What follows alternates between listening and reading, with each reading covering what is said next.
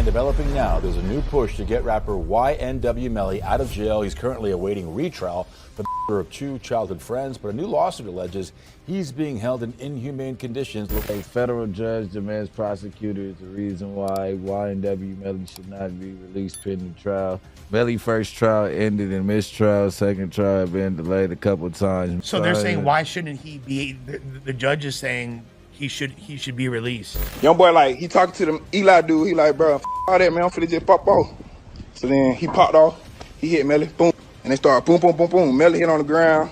He fell on the ground because they had like bulldozers at him. Let's face it, at this point, it's looking like YNW Melly will actually walk free, and words are that he's not planning to play nice once he's out. Over the years, we have seen his name tangled up in some serious feuds with other rappers like NBA Youngboy and Quando Rondo, and let's not forget that infamous altercation at the Atlantic Records studio where he got beat down. Bro, that man to just pop off. So then he popped off, he hit Mel, boom, and it started Bo B boom. Mel hit on the ground, he fell on the ground. He fell on the ground because they had like Buldo had. It's more like 5 of them, but here's where things get even messier. Rumors have long swirled that this same crew had a hand in the tragic death of his close friend King Val, with LOL Tim taking the shot. Well, you pull out and you shoot 4 times. Yeah, the gun jammed. Oh, the gun jammed, yeah, after the 4th shot, probably like the 3rd shot. Now, with Melly's release on the horizon, whispers are growing louder that these rappers might be terrified because Melly could be gearing up to settle some long-standing scores.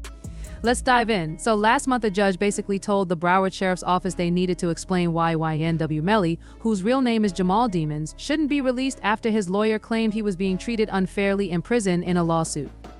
The BSO had to come up with a good reason, but honestly, they didn't seem to have much to say other than the fact that they needed more time. Now they have until December 16th to respond because they asked for 10 extra days to put their thoughts together, which might just mean they are scrambling to figure out how to handle this. The Sheriff's Office put out a statement saying the Broward Sheriff's Office does not generally comment on pending litigation. Our Office of General Counsel will be responding to the judge's order, BSO said in a statement. Jamal Demons has been placed on administrative segregation, which is a classification resulting in an alternate living assignment for an inmate whose placement in the general population poses a serious threat to the safety of staff or inmates or life and property. But of course, this whole situation has people talking, especially Melly's fans. One person on Twitter straight up said, "No way my guy gets freed this easy," like they couldn't believe it might happen. Then another chimed in with a pretty solid point about how the justice system, it's hard not to feel disheartened by the injustice sometimes, especially when you consider how someone can be held behind bars for years with no conviction and no sentence. It should be illegal. How can we, as a society, allow someone to remain incarcerated without resolution? The justice system is meant to provide a fair trial and a clear verdict, yet here we are, waiting for a resolution that should have already been made. Either the authorities can prove the person's guilt or they need to release them. No more delays. This prolonged uncertainty should not be part of the equation. Unfortunately, this sort of situation happens all too often, leaving people frustrated, wondering why justice is taking so long. In the case of YNW Melly, a similar feeling of frustration is echoed. His fans have been vocal, demanding his freedom with the hashtag #FreeMelly, often trending across social media. The fan base, fiercely loyal to Melly, keeps the energy alive, tirelessly pushing for his release. But while the support is overwhelming, it's clear that not everyone is thrilled with how things have been unfolding. Behind the scenes, the relationship between the people involved is far from straightforward, and it's clear that there's more than meets the eye. To understand the full picture, let's rewind and look at the history that got us here. A few years ago, YNW Melly's crew, comprising of Sack Chaser and Juvie, decided to make a move toward the Atlantic Records building. At the time, there was already a certain tension in the air. This wasn't going to be just another typical day in the music business. As fate would have it, NBA Youngboy, a well-known rapper in his own right, happened to be there at the same time. But it wasn't just coincidence. There was already some bad blood brewing between the two camps, and when you dig into their history, it's easy to see why things quickly went south. Sack Chaser, one of Melly's close associates, recalled that from the moment they arrived, something felt off. NBA Youngboy, typically seen as a confident figure, seemed unusually irritated that day. He looked faded, possibly under the influence, and his mood wasn't matching the situation. It was as if he had a gut feeling that the day wouldn't end well. Noticing the change in his demeanor, Sack Chaser and Juvie, perhaps trying to ease the tension, asked Youngboy if he was alright, but instead of diffusing the situation, Youngboy shot back with an unexpected question, "Are we all straight?" It's a small phrase, but one that changed the entire dynamic. Things escalated quickly from there. The confrontation grew more intense as the exchange of words became heated. Sack Chaser tried to keep things civil, but it was clear that the situation was spiraling. "I asked you straight," he recalled. He was like, "Yeah, I'm straight." The back and forth continued, but the hostility in the air was undeniable. It wasn't long before Youngboy threw the first punch, and that's when the chaos erupted. The altercation quickly turned physical and everyone involved was soon caught up in the fight. Sack Chaser remembers Melly landing 2 quick blows, sending Youngboy reeling. But just as things seemed to calm down, Youngboy's crew jumped in and the situation only got worse. "He came after me," Sack Chaser said, describing how the situation went from bad to worse. It wasn't long before the tension spilled over into violence, with punches flying and the atmosphere growing more volatile. The fight reached its peak when Melly was knocked to the ground, overwhelmed by the sheer number of people attacking him. The situation was a mess, a clash of egos, a clash of personalities, and ultimately a clash that no one saw coming. But beyond the physical confrontation, the underlying tension between the two camps is part of the bigger story. This was just one chapter in a much deeper, more complicated history, one that involves betrayal, rivalries, and misunderstandings that have only served to fuel the fire of animosity between them. As much as fans wanted to see Melly free, they had to realize that this history was messy and it was never going to be as simple as just declaring someone guilty or innocent. There were a lot of layers to unravel, and each layer seemed to only add fuel to an already raging fire. In the end, the situation with Melly, NBA Youngboy, and their respective crews highlights the complexity of relationships in the music industry, particularly when fame and success collide with personal conflict. The fans may chant "Free Melly," but the truth is that the story is far from over. There's a lot more at play here than what's visible on the surface. Boy's crew jumped in going after Melly while Sack Chaser, ever the loyal friend, tried to step in and defend him, only to end up getting attacked too. And poor when Kondo, this dude might have just been there by accident, caught in the crossfire of all this chaos. But now his name is wrapped up in the drama, especially after his later involvement in King Von's death. This even made things even messier for him and got everyone speculating that Melly will supposedly come for him. Speaking of Vow, here's where it gets interesting, because not everyone knows this, but King Vow and YNW Melly were actually super tight. They weren't just collaborators in the studio, they had a real friendship, one that extended beyond the music, vibing with each other in real life. Body, let me get in. That's exactly what it is. OTEYYBU. Even when Melly got locked up, they kept that bond going, which says a lot about how close they were. Fast forward a few months, and we've got King Von on Instagram Live just doing his thing when out of nowhere someone plays a Youngboy song, and V just were not having it. He went off saying stuff like he's talking crazy, he ain't even like that. I'm on his "you got caps in your raps." Youngboy talking about on this song, bro, what he talking crazy on his, oh yeah, he ain't even like that on his. Now Cap, you got Cap. Von was fired up, calling out what he saw as straight up cap and making it crystal clear he wasn't here for the games. See, for V, the beef between Youngboy and Melly wasn't just some industry drama, it was personal. Was letting the world know he had picked his side and he wasn't afraid to back it up. Even though Youngboy didn't respond right away, the message was loud and clear, and then V took things up a notch, posting a picture with Youngboy's baby mama, Jania, conclusively throwing fuel into the fire. What had been a one-sided beef was now fully two-sided, and there was no turning back. Youngboy, being who he is, wasn't about to let that slide. He clapped back hard, posting a photo with his son and writing something like, "Ow. Make sure my son, your daughter, since you are trolling." But he wasn't done to really twist the knife. A Youngboy hit the studio with Asian Dog, King Von's ex. He didn't even need to say Von's name, everyone caught the shade. Von, though, wasn't one to back down. He tweeted something like, "You're hot garbage," and hinted he had dirt on Youngboy's baby mama that could seriously mess with him. This whole thing spiraled into one of those beefs that felt bigger than the music, like it was about respect, pride, and territory, and tea. While all this was brewing, Melly locked up and fighting his own battles, he was caught in the middle of a storm. He didn't even seem to be active in the L part of it anymore.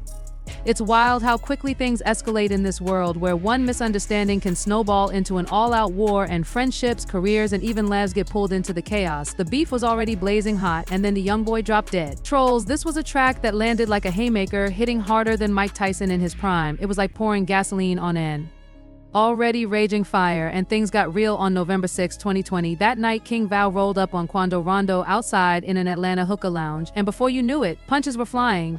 Von never wanted to back down through the first few hits, catching Quando off guard. Apparently, Quando didn't even recognize Vow at first, claiming he didn't expect someone he respected to swing on him like that. The tension between their camps was at an all-time high, and it was only a matter of time before things boiled over in the blink of an eye. The fight escalated into something way more deadly. In the middle of all that chaos, Vow was fatally shot by Q's guy Little Tim. Well, you pull out and you shoot 4 times. Yeah, had the gun jam. Oh, the gun jammed. Yeah, after the 4th shot, probably like the 3rd shot, just like that, a rising star was gone, and it seemed like Youngboy's camp had the upper hand, but instead of cooling off, Youngboy doubled down, pouring more salt into the wound with diss tracks like Bring the Hook. The disrespect was blatant, with lines that cut deep, taking direct shots at Von's legacy and stirring up the rap scene like never before. The beef didn't just stay in the music, it bled into social media, with both sides making it clear that they weren't afraid to escalate things further. YoungBoy kept the pressure on with his track No Switch, where he rapped about Lil Tim jumping out of the truck that night, an outright reference to the incident that ended Von's life. The track was more than just a song, it was an open threat showing that YoungBoy wasn't about to back down. The ongoing tension in the rap world often plays out in a very public, high-stakes drama fueled by egos, pride, and often a mix of personal and professional beefs. A perfect example of this chaotic cycle can be seen in the situation between Quando Rondo, NBA YoungBoy, and King Von's legacy. When the tragic shooting that led to Von's death occurred in Atlanta, many of the involved parties didn't just stay silent. Instead, they used their music as a platform to respond, further escalating the situation. Quando Rondo, for example, doubled down on his role in the incident by releasing songs that clearly referenced the altercation. In one track, he rapped, "Blood on your brother on the ground, go pick your man up." The line was pointedly direct, and fans immediately connected it to the death of King Von, who had been fatally shot during an altercation with Rondo's crew. The rawness of the lyrics only intensified the flames of the already heated drama. Although Quando Rondo claimed the shooting was an act of self-defense, asserting it was a life-or-death situation that night, his music suggested otherwise. He didn't shy away from addressing the situation head-on, and his willingness to openly engage with the ongoing feud made it clear that he wasn't backing down from the spotlight or the trouble it brought. But it wasn't just Rondo involved. The late King Von's legacy was being taunted as well, with artists like Slayer throwing subtle jabs in their lyrics. This created an environment where the lines between the rap game's competitive nature and real-life consequences blurred.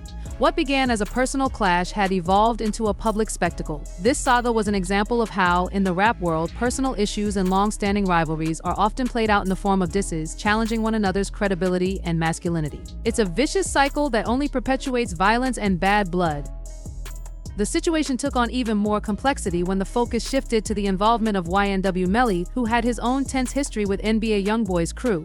While Melly himself might not have had a direct beef with YoungBoy, he was very close to Fredo Bang, a rapper who was at the heart of a long-standing feud with YoungBoy. This is where things get particularly messy in the rap game. It often isn't about what you've personally done, but rather who you associate with. Melly's ties to Fredo Bang brought him into a situation that was already fraught with tension. Fredo Bang, who had his own history of clashes with YoungBoy, became a central figure in the growing rift between their camps. Fredo's Top Boy Gorilla TBG crew and NBA YoungBoy's Never Broke Again NBA label were embroiled in a bitter rivalry that traced back years. The tension reportedly started with personal issues between G Money, a key member of TBG, and YoungBoy's sister. What began as a personal dispute escalated rapidly when G Money and YoungBoy became embroiled in their own public feud, which only worsened over time. Things got even more complicated when Fredo Bang was incarcerated, as his absence left a power vacuum that intensified the rivalry. While Fredo was behind bars, his crew, TBG, continued to feud with NBA, and YoungBoy, never one to back down from a challenge, responded in kind. The feud has become more than just a back and forth between individual artists. It's now a full-fledged war between two camps that have deep-seated animosity towards each other. Both sides have used their platforms and music to taunt, diss, and threaten one another, fueling a cycle of violence and retaliation that seems almost impossible to break. The rift between Fredo Bang's TBG and NBA YoungBoy's NBA camp is rooted in more than just a few personal quarrels. It's a larger, more complicated issue that touches on loyalty, street codes, and reputation. With so much bad blood between these crews, it's no wonder that some rappers are wary of what could happen once Melly, who has strong ties to Fredo Bang, returns to the scene. His association with Fredo Bang could reignite tensions and possibly lead to further escalations in an already volatile situation. In conclusion, the drama between Quando Rondo, King Von's legacy, NBA YoungBoy, YNW Melly, and Fredo Bang is not just a series of personal squabbles but part of a larger, more toxic culture within the rap industry. This is a world where the lines between personal grievances and public spectacle are constantly blurred, with artists using their music to perpetuate conflicts that are deeply entrenched in real-life consequences. It's a reminder of the dangers of allowing pride and ego to rule the day, as it only takes a single incident to set off a chain of events that can spiral out of control.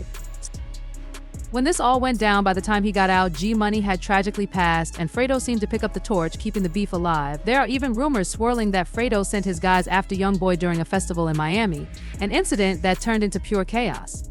An innocent bystander got hurt, and YoungBoy's girl, K. Marie, ended up injured as well. So fast forward to that fateful day at the Atlantic Records building. Maybe that's why YoungBoy was already on edge when he saw Melly, even if Melly wasn't directly involved in the TBG. NBA beef, his connection to Frito might have been enough to set the young boy off, and from there things escalated fast. Just a couple of months after the dust settled from that whole Atlantic Records drama, things took an even darker turn. In February 2019, two of Melly's closest friends, YNW Juvie and YNW Sack Chaser, were tragically offed. 5 years ago today, he was locked up for two of his best friends. Now, the evidence against him is astonishing, but he's going to get away with it. At first, it looked like a drive-by shooting. Just another grim headline in the rap world, but then things started to get really sketchy. It all started when Borland burst into a hospital completely panicked and yelling about a tragedy. He told the staff that Juvie and Sack Chaser had been shot and were in bad shape, continuing to publish, but something was already feeling off. Where was Melly? Everyone knew these guys rolled deep, always together like brothers, so why wasn't he with them?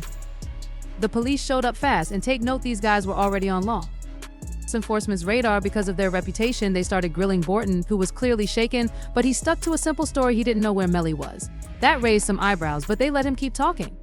According to him, the crew was just cruising around when out of nowhere some random shooters opened fire on them. He said Sack Chaser and Juvie got hit because they were sitting on the right side of the car while he and Melly were sitting on the left. They got away unscathed, but the cops weren't buying it. Something about his story felt way too convenient, and they started digging. They questioned Sack Chaser and Juvie's roommate, who at first tried to cover for Melly, claiming he didn't know much, but as the police pressed harder, the roommate finally cracked and admitted he had seen earlier that day, but didn't know where he went.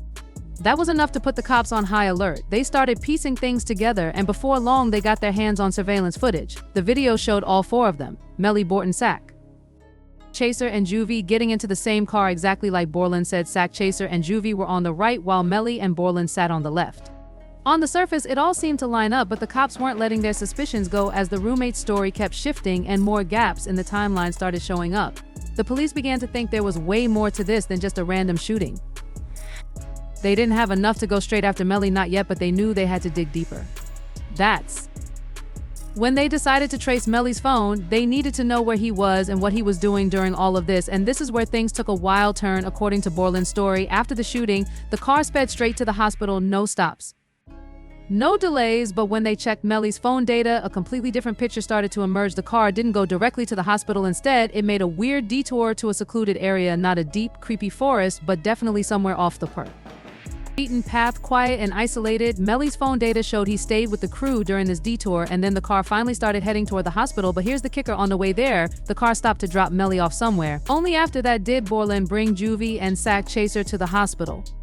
By this point, the cops were putting the pieces together, and let's just say the picture wasn't looking great for Melly between the phone data, the conflicting stories, and that vicious detour. It started to feel less like a random attack and more like what was premeditated. Could Melly actually be involved? Honestly, the way things were adding up, it was getting harder to think otherwise.